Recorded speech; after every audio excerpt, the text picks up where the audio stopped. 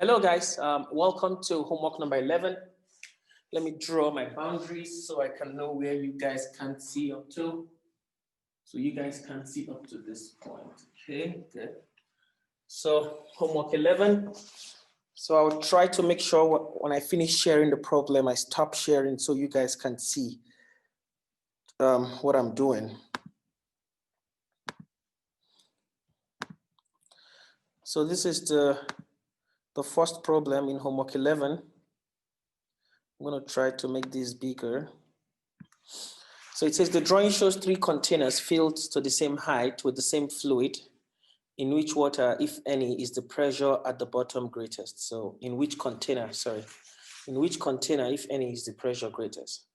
So they have the same level of water. So the pressure, P, is just rho GH, if you like, plus P1 if you have P1 open, which is the atmospheric pressure in this case, from the top. So they're all going to have the same temperature at the same, the same pressure at the same height, okay? So the correct answer there is E, they have the same pressure. Then it says 2 chambers are filled with the fluid. The ceiling of chamber 1 is at the same level as the floor of chamber 2, as the drawing suggests. So they're asking to see the ceiling of chamber 1 and the floor of chamber 2, which one experienced the greatest pressure. So let's look at the diagram. So this is floor of chamber 2, this is ceiling of chamber 1. They are also at the same height, so they will have the same pressure. So that's why they have the correct answer there to be D. Okay, next problem. The drawing shows a side view of a swimming pool. The pressure at the surface of the water is atmospheric pressure because it's open to the atmosphere. The pressure at the bottom of the pool is greater because of the pool has some weight. Is that okay? The weight of the water above it. As the storm approaches, the atmospheric pressure drops. What happens to the pressure at the bottom of the pool? It would drop by the amount of atmospheric pressure that dropped. That's all. So that's why the correct answer is A for this particular one. So next, see if we can start some calculations here. Good. An airtight box, this is problem 11, has a removable lid of area that 2.4 times 10 to the minus 2, 2.4 times 10 to the minus 2 meters squared. And pressure is 8.2 times 10 to the 4 Pascal. So they're asking us to find the force required to pull the lid off. So I'm going to stop sharing. So pressure is force over area. So force is pressure times area. So that is 2.4 times 10 to the negative 2 times 8.2 times 10 to the 4. So if you do that correctly, we should have the answer that they have there. And I think the answer they got there is 1968 newtons. So let's check if we get 1968 newtons. Okay, 1 second. Make sure I have this correctly. Okay. So let's make this multiplication. To pull out my calculator, 2.4 times 8.2. Yeah, 1968 times 10 to the 2. So it's 1968 newtons. So 1968 newtons. That's the force. And that solves that problem. So let's go to the next problem, problem 20. So I'm going to share problem 20 now. So it says the Mariana Trench is located in the Pacific Ocean at a depth of about 11,000 meters. So we have H. So we have our H, 11,000 meters. And then we are given the density rho, 1025 for salt water, just seawater. So if an underwater vehicle is to explore such a depth, what force will the water exert? So we're looking for force. So let's first of all get the pressure. Pressure is rho GH. Is that okay?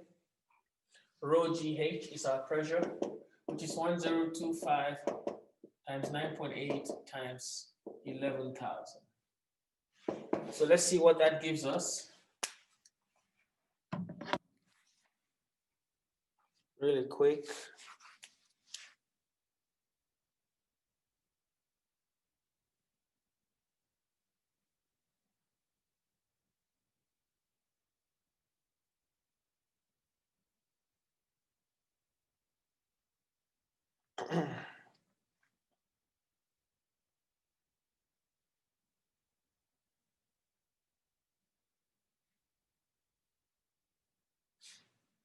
1025, sorry, times 9.8 times 1100. 11049,500. 11049,500 pascals. So this is the pressure, and pressure is force over area. So what's our area? We're given the radius, so area is just going to be pi r squared. Oh, sorry, I forgot to stop sharing again. So the radius given is 0.0613 meters.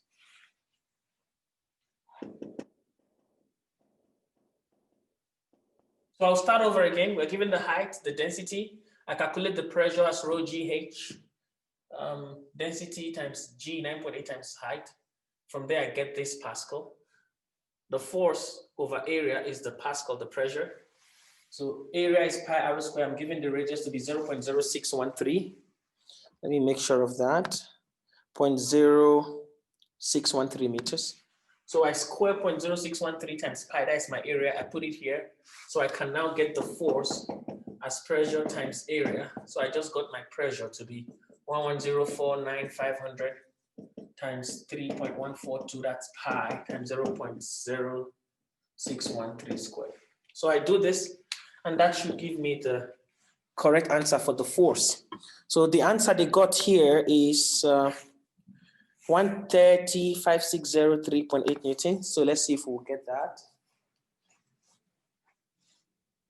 So I have this times 3.142 times 0.06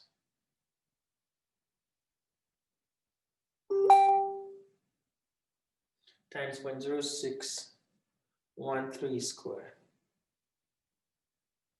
130,457. So let's see what they have. 130,500. Yeah, about the same. It's just my estimation for pi, actually.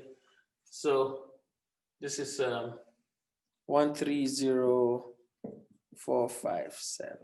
Okay. Newton.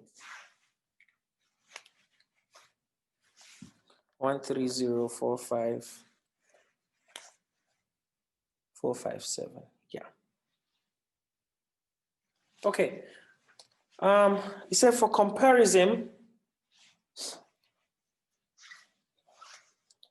determine the weight of a jetliner whose mass is 3.1 times 10 to the 5. So just multiply that by G and just compare. You're going to see that the jetliner is weighs more, but the pressure, the force that you require to open that window underground, it's underwater, is closed. It's really large also. Okay. So for the B part, you just do mg and then compare with what you got for the A part. Yeah, just make sure you multiply correctly. I might miss a zero somewhere or something, but make sure you do. It's a really straightforward problem. Okay, let's go to the next problem. So I'm going to share now. So it says, problem 21, consider the pump on the right side of the drawing, which acts to reduce the air pressure in the pipe. The air pressure outside the pipe is atmospheric pressure, 1 atmosphere. Find the maximum depth from which this pump can extract water. So we're just going to use the pressure there is atmospheric pressure. So it's just pressure equals rho GH. That solves it. So atmospheric pressure is the pressure you require to put it up. So I'm going to stop sharing now, sorry. So in the diagram, we have the height given to be,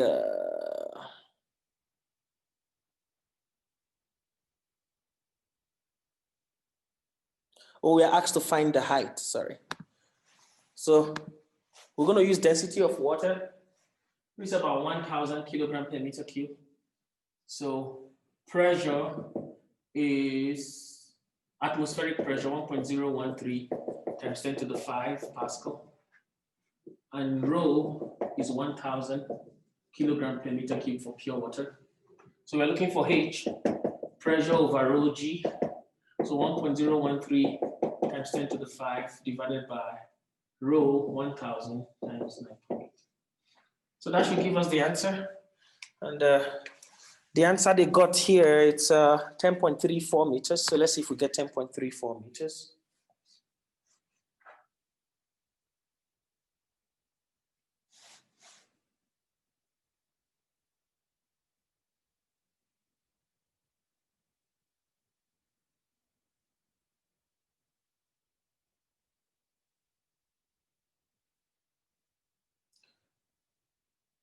Yeah, 10.34, exactly.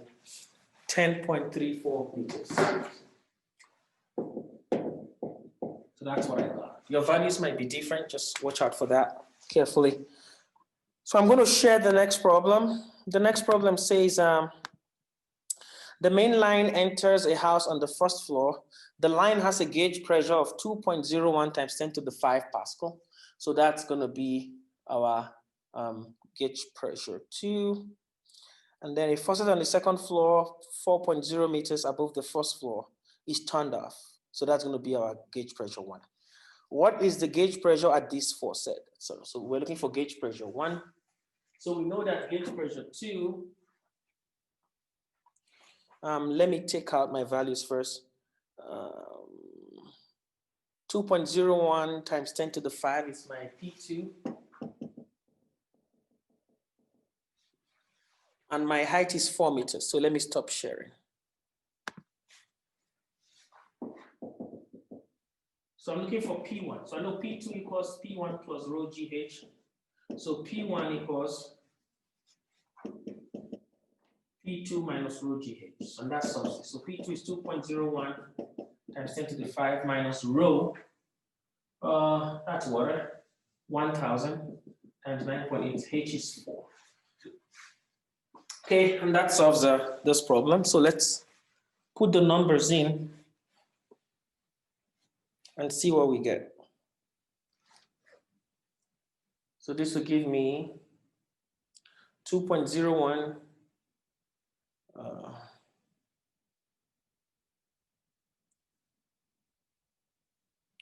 minus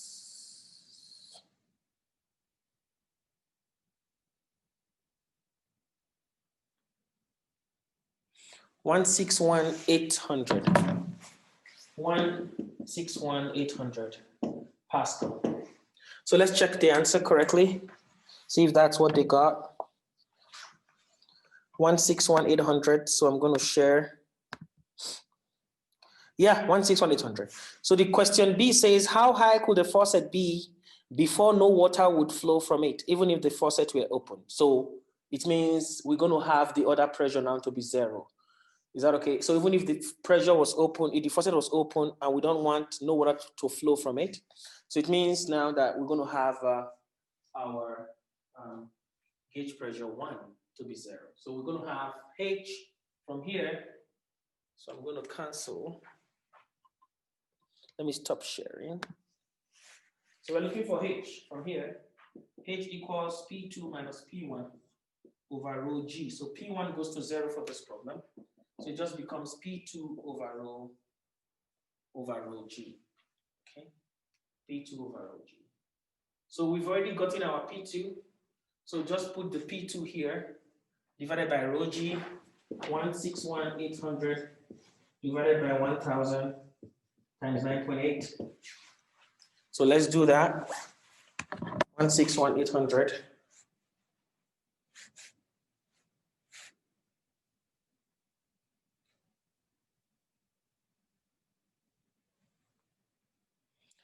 $16.5 meters. So let's see if that's what they have.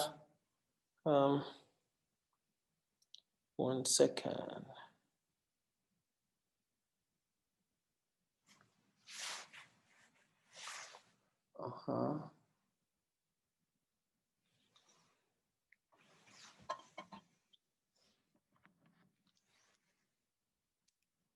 Let me do this quiet again.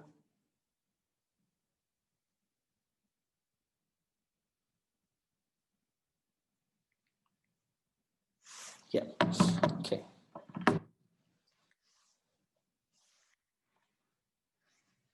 So it seems, sorry, I used the wrong here. Here I looked for P1 and P2 was given to me. So this was, I thought this was P2. So P2 was the part that was given to me, sorry, which is 2.01 times 10 to the 5. So I'm supposed to use 2.01 times 10 to the 5 here. 2.01 times 10 to the 5, sorry, my bad. And that gives us 20.5 meters, which is the correct answer you have there in the slide. So let me share that slide again. Okay, so you're going to use your P2 from before, not, I confused P1 with P2. That was problem 23. Now let's go to problem 24. So for this problem, we just want the atmospheric pressure, and they want your answer for the gauge pressure in millimeter mercury. So just use rho GH for this one. Is that okay? So that's for problem number 24.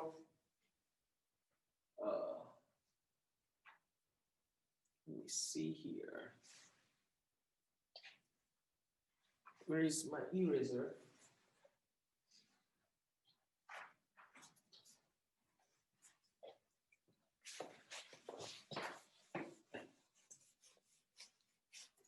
So just use pressure equals rho GH, and that's it. The density is given to you for number 24. So I'm going to stop sharing. Density is 1030 and the height is 0.61. So we have 1030 times 9.8 times 0.61. So let's do that. 1030 times 9.8.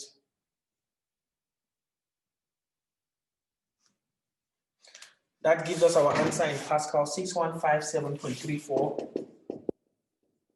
But they want the answer in millimeter mercury. So I know 1.013 times 10 to the 5 Pascal is 760 millimeter mercury. So it means 1 Pascal is this divided by that, and that will give us 7.5 times 10 to the minus 3 millimeter mercury.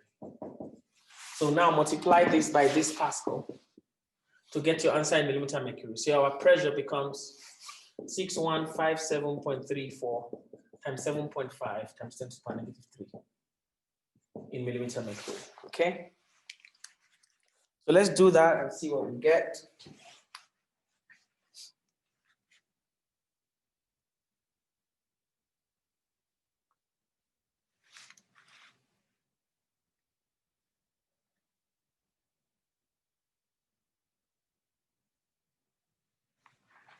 Okay, that gives us 46.2 millimeter mercury.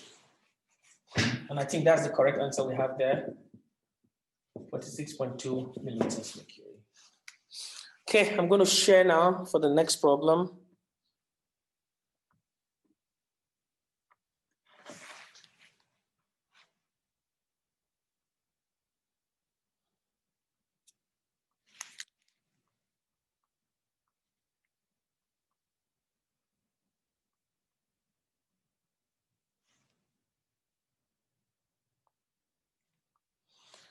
Okay, that answer is correct. Now let me share the next problem. So it says the input piston and the output plunger of a hydraulic car lift are at the same level as shown in the drawing. The cross-sectional area of the input is given. So I'm going to write down my parameters.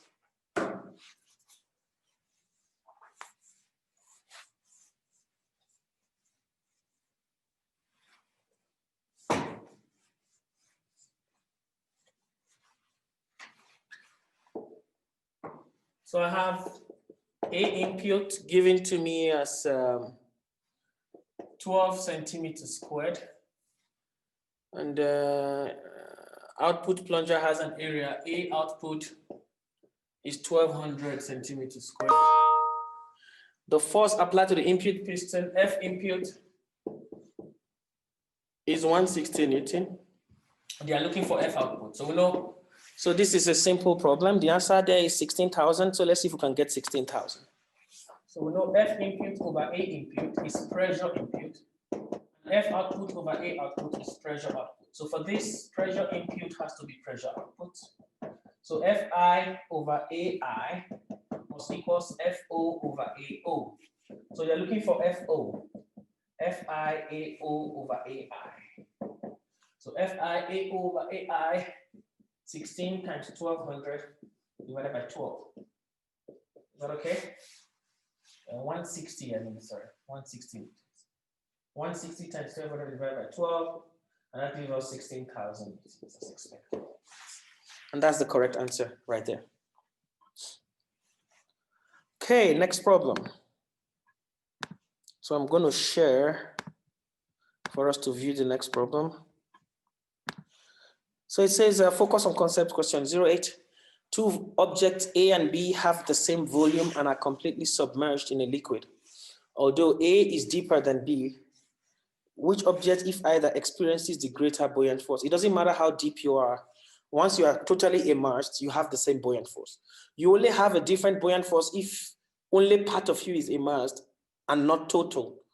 But if everything is immersed, it doesn't matter where you are in the fluid, you're going to experience the same buoyant force because you are displacing the same amount of liquid everywhere, irrespective of your position inside the fluid, except part of you is not immersed. Only, say, half is immersed and the full is immersed, and you're asked which one has more buoyant force. Definitely the one that has total immersed compared to half. But once you're totally immersed, it doesn't matter how deep you are, your buoyant force stays the same. So that's why the correct answer is A. Focus on concept question 13 says, in the drawing, water flows from a wide section of a pipe to a narrow section. In which part of the pipe is the volume flow rate the greatest? The volume flow rate is the same. Volume flow rate is A1, is the speed that is different. So A1 V1 equals A2 V2. So this is the narrow and the open wider end. So the flow rate is the same. So when the area is small, the speed is large. When the area is large, the speed is small, so that the product stays the same. So the product is the volume flow rate and it stays the same. Okay. So we're going to share again now to see the next problem.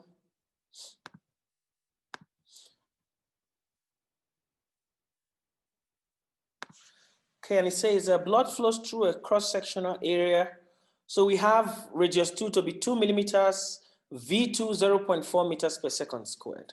So they are looking for the velocity in the narrow section. So let's take a look at this.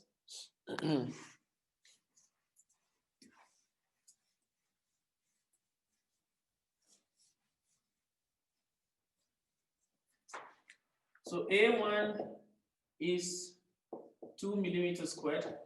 A2 is 1 millimeter squared. Or if you like, R1, sorry, is 2 millimeters. R2 is 1 millimeters. So V1 is 0.4 meters per second. We are asked to find V2. So A1 is just pi R1 squared. And A2 is just pi R2 squared. So A1 V1 is A2 V2. So it means pi R1 squared times 0.4 equals pi R2 squared times V2. So pi's cancel. Radius 1 squared, it doesn't matter if I convert, the conversion rate will cancel. So this is 2 squared, 2 millimeters squared, and 0.4 equals 1 squared times V2. So V2 is 4 times 0.4, 1.6 over 1, 1.6 meters per second. So in the narrow end, it's going to speed faster. In the open end, it has only 0.4 because it has a larger area. Okay, that's how you do that. We'll go to the next problem. So I'm going to share.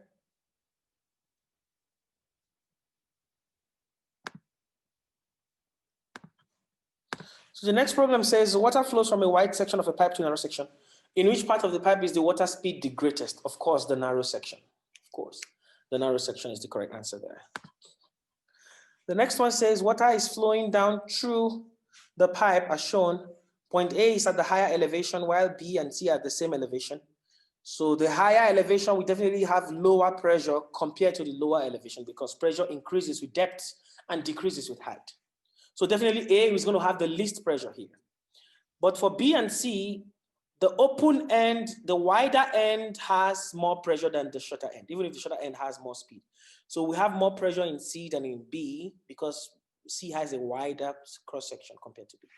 So the correct answer there is B, because pressure in C is greater than pressure in B, and both of those pressures are greater than pressure in A. Now we'll go to problem 40. The density of ice is given 917 kilogram per meter cube. So I'm going to put that right here.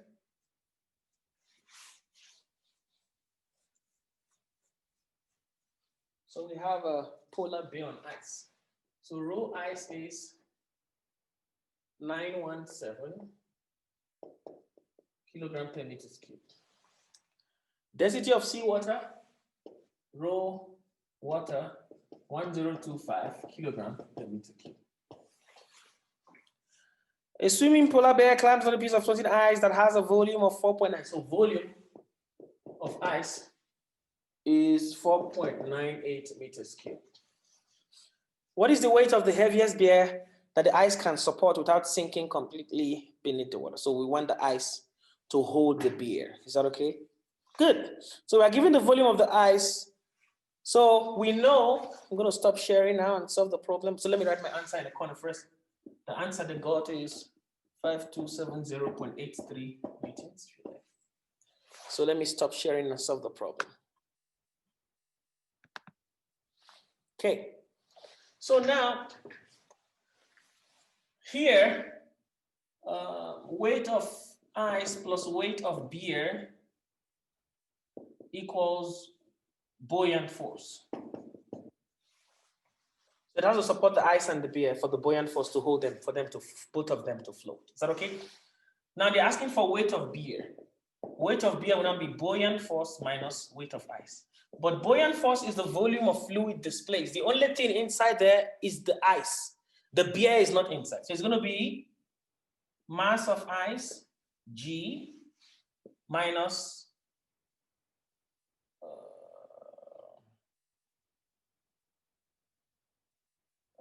hold on, sorry. Buoyant force, okay. So this is weight of water displaced, sorry. It is the volume of ice that displaces the water. So this is actually mass of water, G, minus mass of ice, G. Is that okay? So the volume of water displaced corresponds to the ice. That's the point I wanted to make. So the volume of water displaced, mass of water displaced, or the volume of water displaced equals the volume of the ice. So it will be density of water times volume of water, G, minus mass of ice is density of ice, volume of ice, G. Good.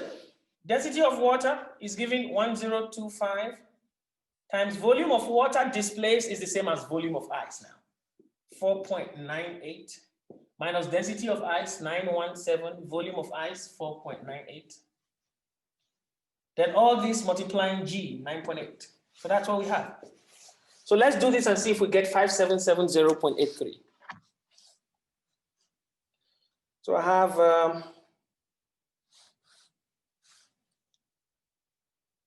1025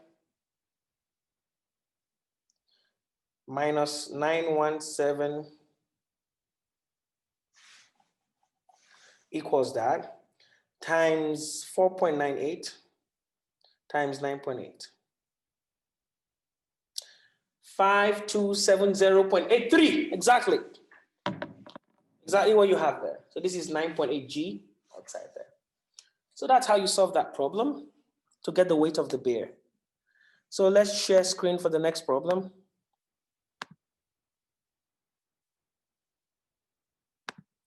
So the next problem says we have that dimension of a block suspended from a wire.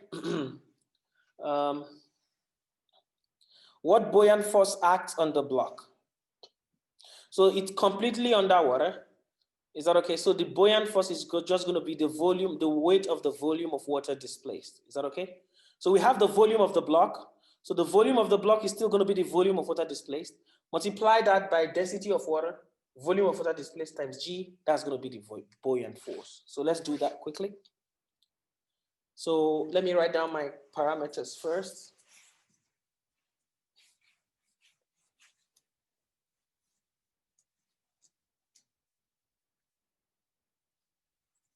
So for my parameters, I have 0.134 times 0.167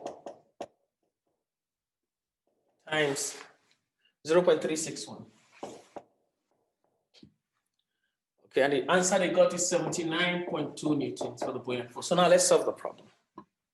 So I'll stop sharing. So buoyant force is just rho water, volume water times G, that's mass of water displaced. So volume of water displaced, since everything here goes in water, is the same volume as this thing. So it's 0.134 times 0.167 times 0.361 times density of water 1000 times G 9.8. So let's see if this gives us 79.2.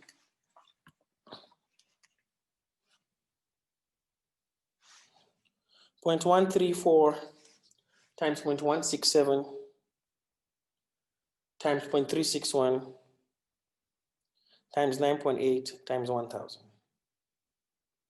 79.2 newtons, exactly. That's the buoyant force right there. So let's share the next problem really quick.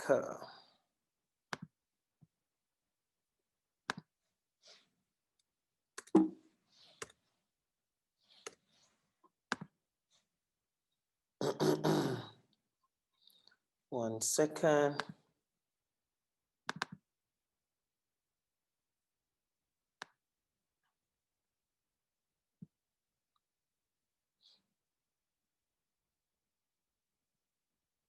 Okay.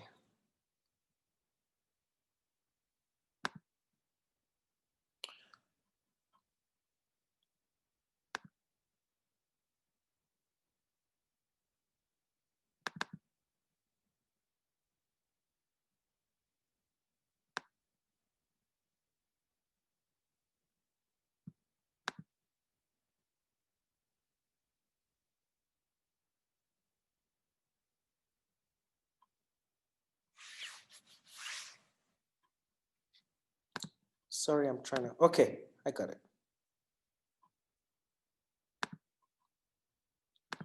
Okay, the next problem says a hot air balloon is accelerating upward under the influence of two forces, its weight and the buoyant force.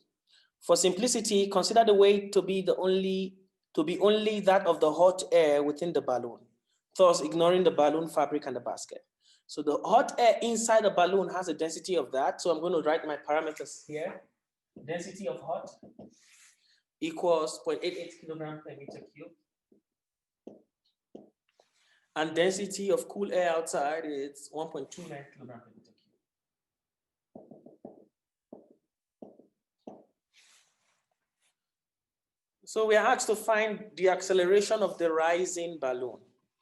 The acceleration of the rise. So the answer is 4.6 meters per second squared. So let's see if we get that. So this is the next problem.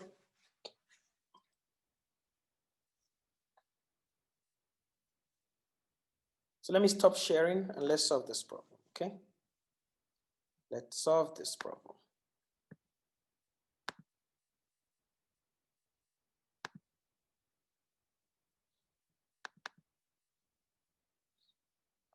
Okay. So for this problem, come here.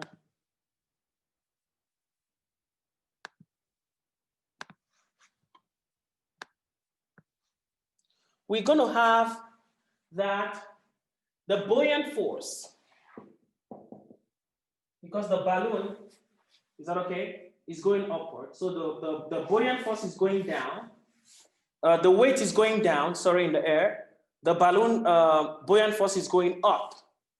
So if the balloon is going upwards, so it means the buoyant force is greater than the weight. So we're going to have F buoyant minus weight equals MA from Newton's second law.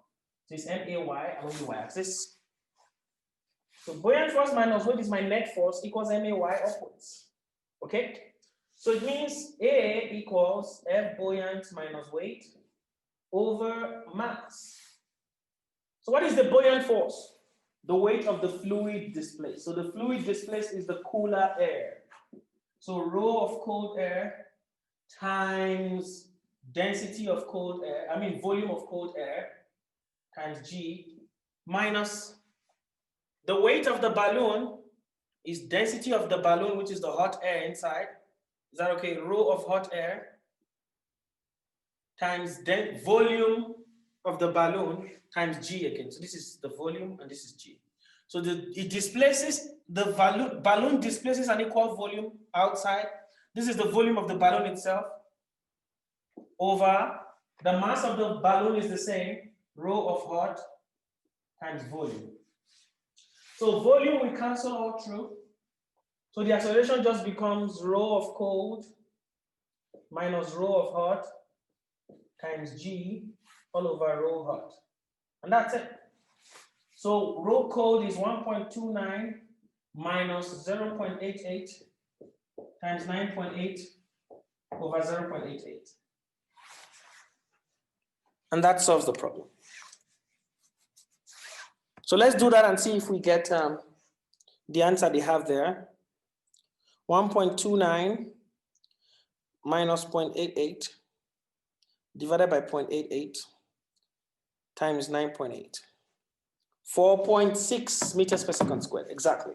4.6 meters per second squared. So let's share to the next problem.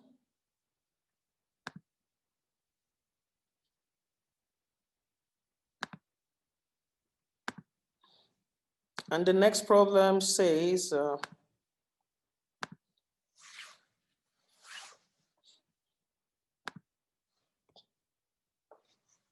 an airplane wing is designed so that the speed of the air across the top of the wing is 253 meters per second, when the speed of the air below the wing is 202 meters per second.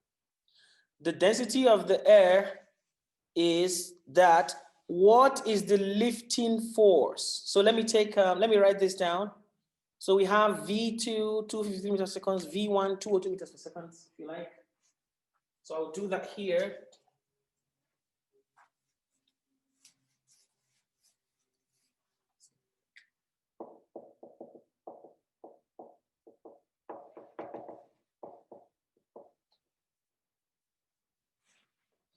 Density 1.29 kilogram per meters cubed. And wing area 24 meters squared. Okay, so let me stop sharing. And let's follow through on how to work this problem.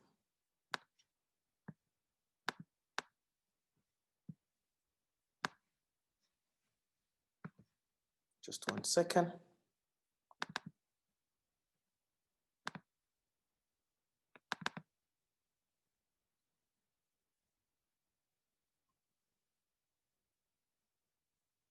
Okay.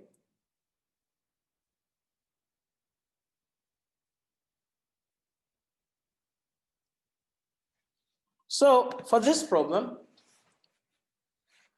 we're going to have the differential pressure, okay? And just 1 second, let me make sure I have my values correctly. We're going to use the Bernoulli's equation. Bernoulli.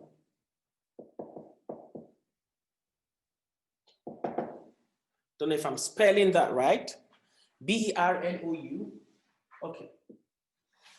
Bernoulli's equation. Let's miss that. So we're going to use the Bernoulli's equation that says that the differential pressure P1 minus P2, is that okay? Equals half rho V2 squared minus V1 squared. So it's just saying half rho V1 squared plus P1 equals half rho V2 squared plus V2. Is that okay? So if I do half rho V2 squared minus V1 squared, so to give me P1 minus P2, sorry, plus P2. So this differential pressure, P1 minus P2 equals that from this. So I got the top equation from the bottom one, the Bernoulli's equation. So I just calculate the differential pressure first, which is half times the density is given 1.29 times V2 squared, 253 squared minus V1 squared, 202 squared. So I do that, I get my pressure. Then I have my area. So whatever pressure I get here, let me calculate that first. So I do half of 1.29 then into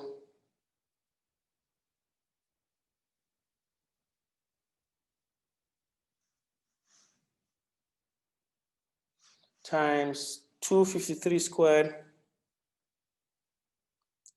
minus 202 squared.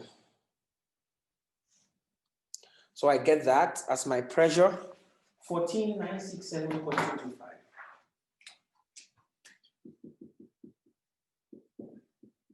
So that's my pressure in pascals, the differential pressure. So this pressure equals force over area. So my force becomes area times this pressure. My area is given to be 24 times this guy. So the answer I just got times 24. 359,213.4. 359,213.4. So let's see if that's what they got. 359,213.4. So let's share again to see if that's what they got.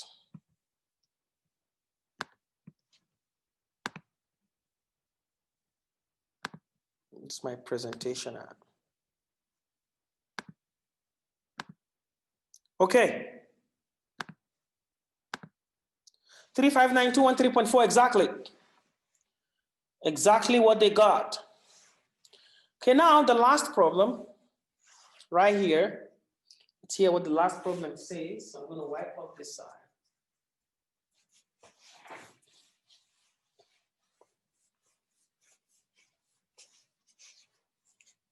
Probably wipe off this side too.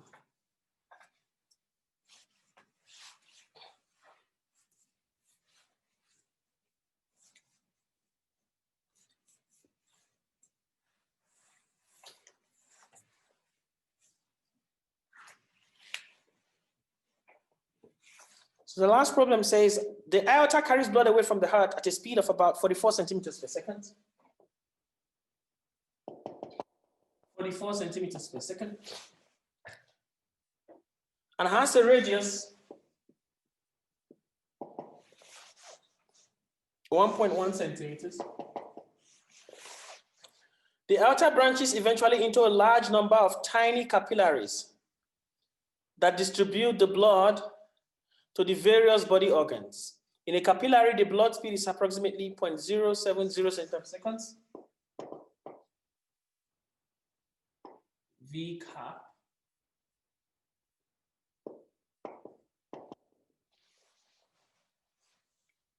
And the radius is 5.8 times 10 to the power minus 4 centimeters. Radius cap.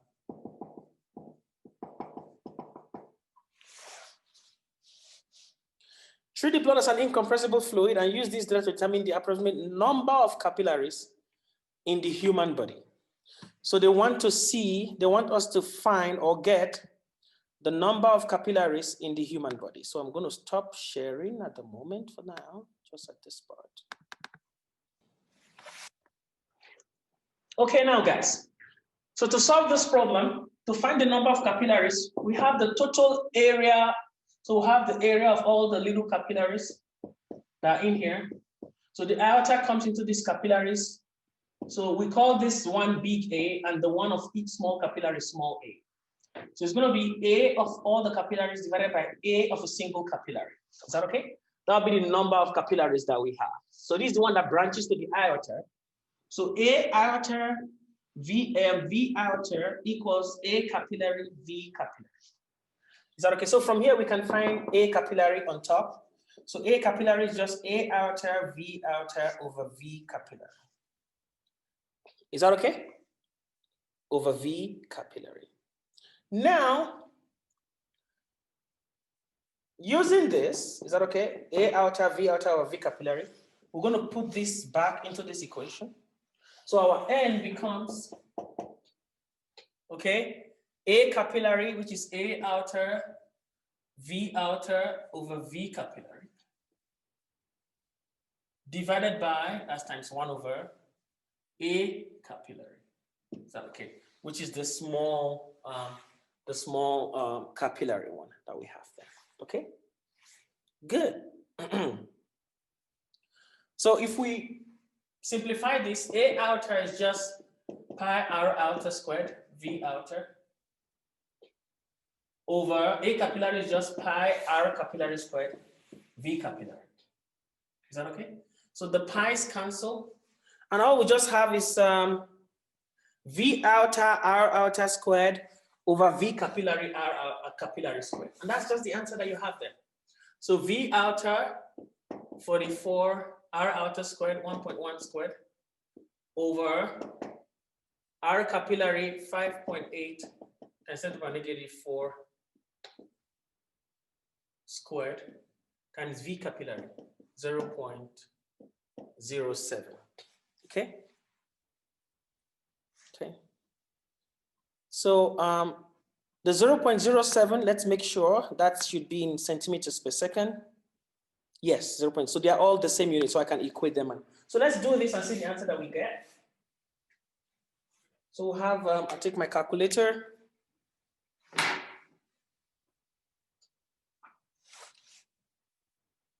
(44 times 1.1 squared divided by 0.07 divided by 0.00058 squared. 22609138.7. It's a long number, so let's see. Oh, 2260, that's exactly what they have here. So let me share the answer here. That's exactly what they have. 2260913878.036. That's exactly what they get. 2260913878.036. That's the number of accuracy you get. Thank you, guys. I'll see you in the next recitation or homework. Have a good one.